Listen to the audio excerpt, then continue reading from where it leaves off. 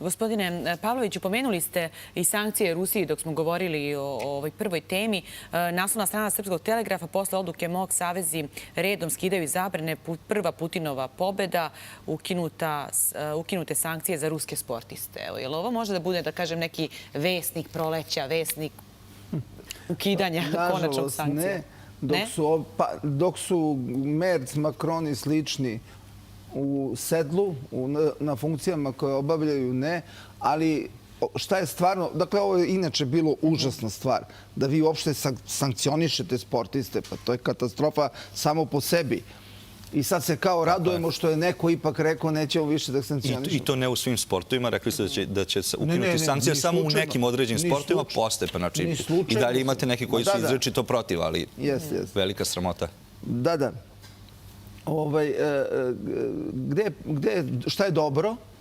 Dobro je što unutar ključnih država, Nemačke i Francuske pre svega, ali ne samo, narastaju te snage kod njih, njihovih građana, koji u stvari hoće real politiku. Dajte, ljudi, da se vratimo na normalizaciju ukupnih odnosa sa Ruskom federacijom. Kakve sankcije?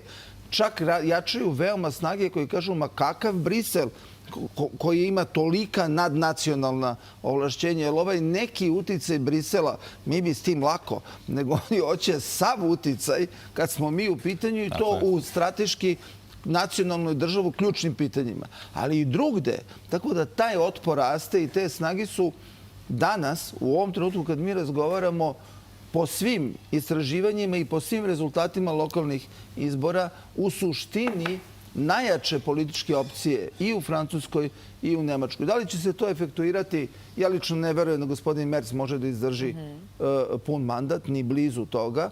Njima u Francuskoj su izbori 27. inače. Prema tome, u ovo vreme ćemo znati ko je novi predsjednik Francuske.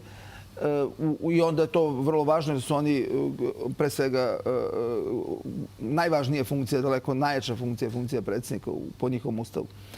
Mislim da će se stvari menjati i da će ići ka normalizaciji, ali ne dok je ova garnitura na vlasti. Oni su i dalje na tom globalističkom neoliberalnom ideološkom konceptu i tu se oni razilaze od Trumpa i od te politike. To je jedna potpuno propala politika koja je imala ambiciju, oni još uvek imaju, da iz jednog centra finansijskog vladaš celim svetom.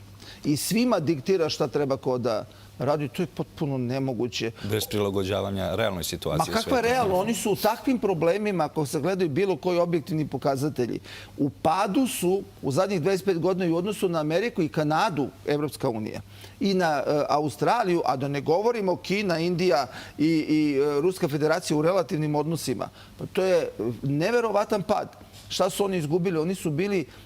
Evropska unija je 2000. godine bila duplo veća ekonomija po paritetu kupovne moći nego Indija, Kina i Rusija zajedno. Sada su ovi duplo veći od Evropske unije. Razumete, to je 4 puta pomeranje. A oni se ponašaju kao da su i dalje oni...